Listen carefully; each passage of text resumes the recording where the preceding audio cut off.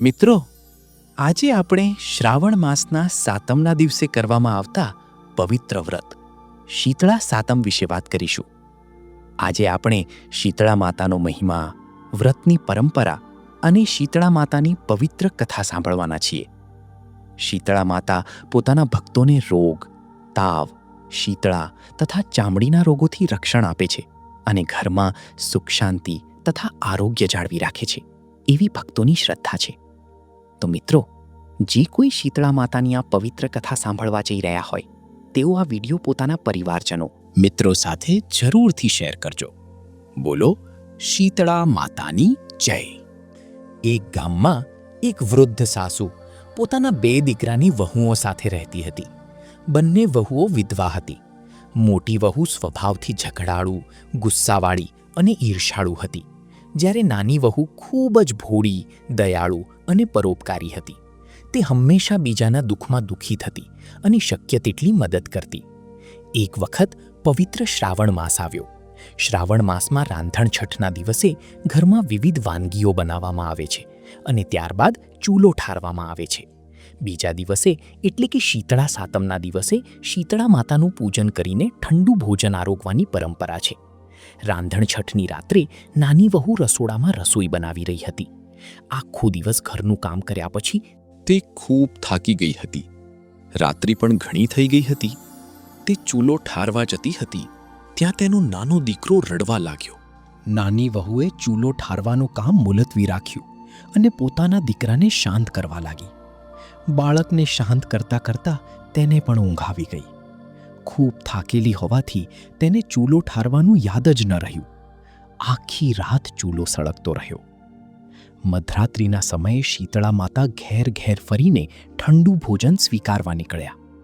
ફરતા ફરતા તેઓ નાની વહુના ઘરે આવ્યા, પરંતુ ત્યાં તો ચૂલો સળગતો હતો.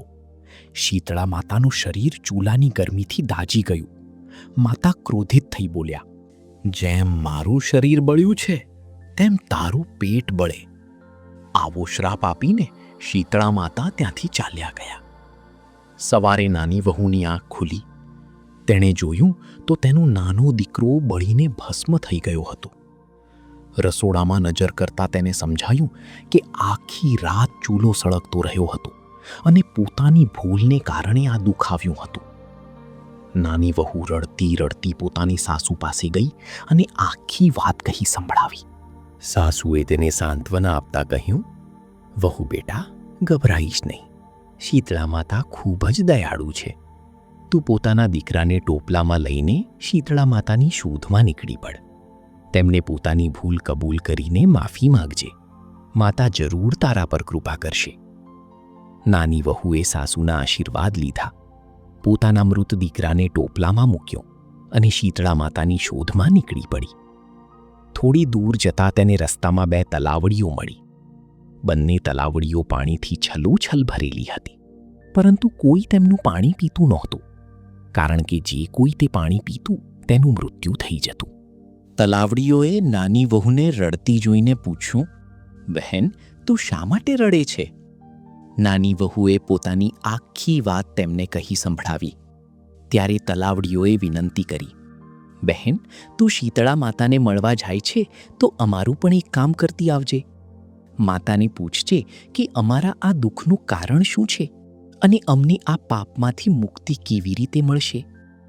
નાની વહુએ કહ્યું, હા બહેન, હું જરૂરથી માતાને પૂછીશ. અને તે આગળ ચાલી. થોડે દૂર તેને 2 આખલા મળ્યા. તેમના ગળામાં ઘંટડીના દોરડા બાંધેલા હતા અને તેઓ સતત એકબીજા સાથે લડતા હતા.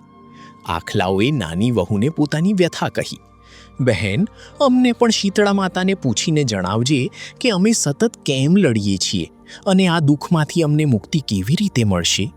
નાની વહુએ તેમની વાત પણ સ્વીકારી અને કહ્યું, હા, હું માતાને જરૂરથી પૂછીશ.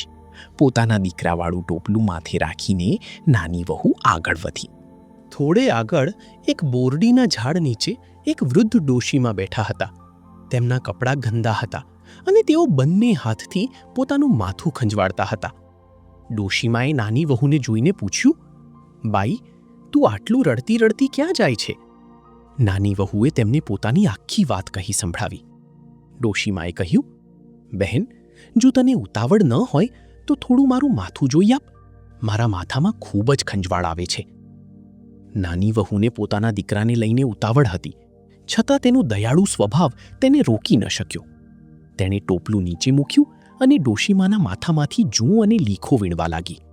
થોડી વારમાં ડોશીમાના માથાની ખંજવાળ ઓછી થઈ ગઈ. ડોશીમા ખૂબ પ્રસન્ન થયા અને નાની વહુને આશીર્વાદ આપતા બોલ્યા, બહેન, તે મારું માથું ઠાર્યું છે, તેથી તારું પેટ ઠરે અને તને સુખ મળે. આ આશીર્વાદ મળતા જ એક અદ્ભુત ચમત્કાર થયો. ડોશીમાના ખોળામાં રાખેલો નાની વહુનો દીકરો હલવા લાગ્યો. તે જીવતો થઈ ગયો અને રડવા લાગ્યો. નાની વહુને ખૂબ આશ્ચર્ય થયું. તે તરત જ ડોશીમાના ચરણોમાં પડી ગઈ. તેને સમજાઈ ગયું કે આ ડોશીમા કોઈ સામાન્ય સ્ત્રી નહીં, પરંતુ સાક્ષાત શીતળા માતા છે. તે હાથ જોડીને બોલી, હે માતા, અજાણતા મારાથી મોટી ભૂલ થઈ ગઈ. મને માફ કરજો. મેં તમારું અપમાન કરવાનો કોઈ ઈરાદો રાખ્યો નહોતો. ત્યારે ડોશીમાના સ્થાને તેજસ્વી પ્રકાશ ફેલાયો અને શીતળા માતા પોતાના દિવ્ય સ્વરૂપમાં પ્રગટ થયા. નાની વહુએ માતાની સ્તુતિ કરી. શીતલે ત્વમ જગન્માતા, શીતલે ત્વમ જગત્પિતા, શીતલે ત્વમ જગદ્ધાત્રી, શીતલાયૈ નમો નમઃ. અર્થાત, હે શીતળા માતા, તમે સમગ્ર જગતની માતા છો, પિતા છો અને આખા જગતને ધારણ કરનાર દેવી છો. તમને વારંવાર નમસ્કાર. માતા નાની વહુથી પ્રસન્ન થયા અને તેને આશીર્વાદ આપ્યો. નાની વહુએ માતાને પૂછ્યું, હે માતા, રસ્તામાં મને 2 તલાવડીઓ અને 2 આખલા મળ્યા હતા. તેઓ પણ ખૂબ દુઃખી હતા.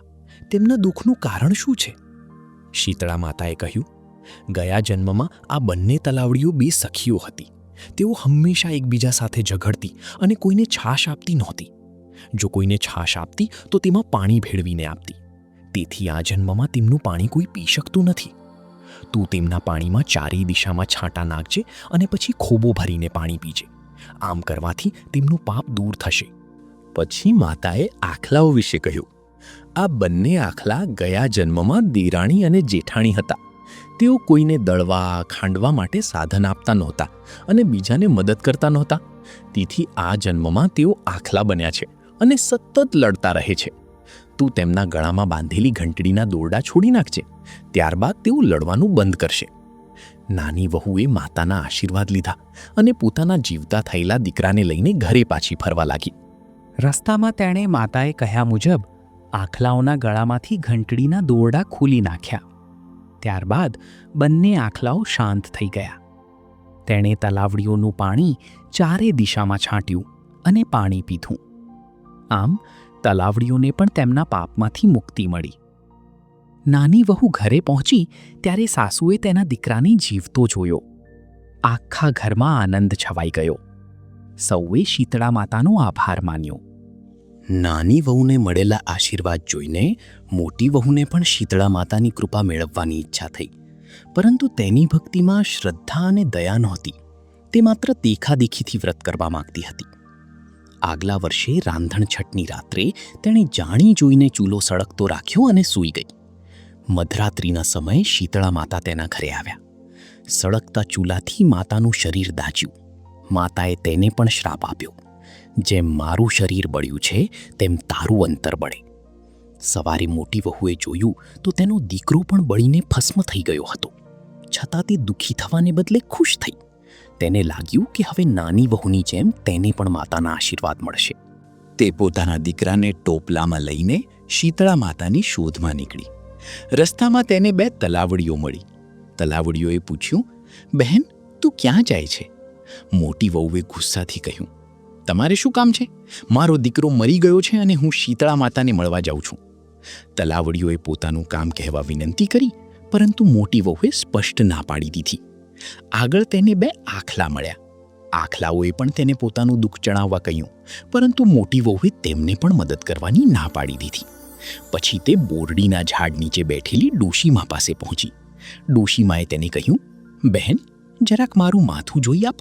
મોટી વહુ ગુસ્સાથી બોલી, હું શું નવરી બેઠી છું? મારો દીકરો મરી ગયો છે અને તું મને માથું ખંજવાળવાનું કહે છે? આમ કહીને તે ગુસ્સામાં આગળ ચાલી ગઈ. મોટી વહુ આખો દિવસ ભટકતી રહી, પરંતુ તેને શીતળા માતા ક્યાંય મળ્યા નહીં. અંતે તે નિરાશ થઈને ઘરે પાછી આવી અને સાસુને આખી વાત કહી સંભળાવી. મિત્રો, આ કથામાંથી આપણને ખૂબ સુંદર બોધ મળે છે. નાની વહુએ દયા, સેવા, પરોપકાર અને શ્રદ્ધાથી કાર્ય કર્યું. તેણે રસ્તામાં મળેલા દરેક જીવની મદદ કરી. તેથી શીતળા માતા તેના પર પ્રસન્ન થયા અને તેના દીકરાને જીવનદાન આપ્યું. જ્યારે મોટી વહુ માત્ર દેખાદેખી અને સ્વાર્થથી વ્રત કરવા નીકળી હતી, તેના હૃદયમાં ન દયા હતી, ન શ્રદ્ધા અને ન સેવાભાવ. તેથી તેને વ્રતનું ફળ મળ્યું નહીં. આથી સાચી ભક્તિ હંમેશા નિસ્વાર્થ ભાવ, દયા, શ્રદ્ધા અને સારા કર્મોથી જ ફળે છે. મિત્રો, શીતળા સાતમના એક દિવસ પહેલા, એટલે કે રાંધણછઠના દિવસે ઘરમાં વિવિધ વાનગીઓ બનાવવામાં આવે છે.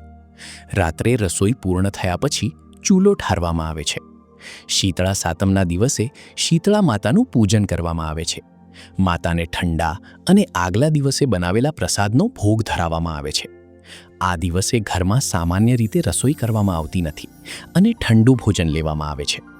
પરંપરા મુજબ શીતળા માતાને દહીં, છાશ, રાબ, રોટલી, પૂરી, ખીચડી, મીઠાઈ અને અન્ય ઠંડી વાનગીઓ અર્પણ કરવામાં આવે છે. આ ધાર્મિક પરંપરાઓ પ્રદેશ અને કુટુંબ પ્રમાણે અલગ હોઈ શકે છે. તેથી પોતાના ઘરના વડીલો અને સ્થાનિક રીત રિવાજ મુજબ પૂજા કરવી. આઠમના દિવસે શીતળા માતાની પૂજાનું ઉત્થાપન કરવામાં આવે છે અને ત્યારબાદ ઘરમાં ગરમ ભોજન બનાવવાની પરંપરા છે. હે શીતળા માતા, જેમ તમે નાની વહુ પર કૃપા કરી, તેમાં વ્રત કરનાર, કથા સાંભળનાર, વાંચનાર અને ભક્તિપૂર્વક માતાનું સ્મરણ કરનાર સૌ પર કૃપા કરજો. સૌના ઘરમાં સુખ, શાંતિ, સમૃદ્ધિ અને આરોગ્ય જળવાઈ રહે. સૌને રોગ અને દુઃખથી મુક્તિ મળે. બોલો શીતળા માતાની જય. જય શીતળા માં. મિત્રો, જો તમને આ શીતળા માતાની વ્રતકથા ગમી હોય તો વિડીયો લાઈક કરજો. તમારા પરિવારજનો અને મિત્રો સાથે શેર કરજો. અમારી ચેનલમાં નવા હો તો ચેનલને સબસ્ક્રાઇબ કરવાનું ભૂલતા નહીં. ફરી મળીશું એક નવી ધાર્મિક કથા સાથે. ત્યાં સુધી સૌને જય શ્રી કૃષ્ણ અને શીતળા માતાના આશીર્વાદ. ધન્યવાદ. ગુજરાતીઓ વડે, ગુજરાતીઓ થકી, ગુજરાતીઓ માટે. વીડી ગુજરાતી.